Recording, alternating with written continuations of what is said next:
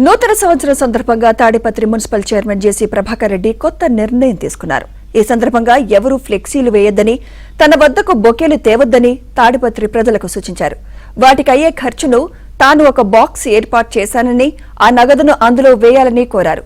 వచ్చిన నగదుతో పాటు ఎమ్మెల్యే అస్మిత్ రెడ్డి సహకారంతో తాడిపత్రిలోని జేసీ పార్కులో ఆట వస్తువులు ఏర్పాటు చేస్తామన్నారు.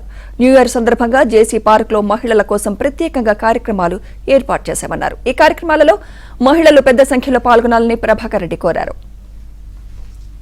కొత్త సంవత్సరం వస్తుంది, ఎవరు కూడా దయచేసి ఎవరు కూడా ఫ్లెక్సీలు వేయకూడదు. జేసీ ఫ్యామిలీ కానీ ఎవరన్నా కానీ ఫ్లెక్సీలు వేయద్దండి.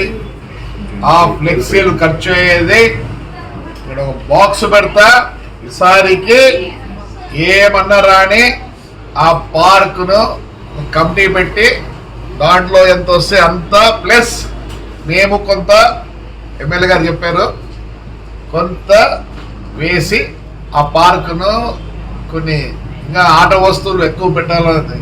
మీరు ఇస్తారో పోతారో అది వేరే కథ, కానీ ఊర్లో ఫ్లెక్సీ కనపడకూడదు.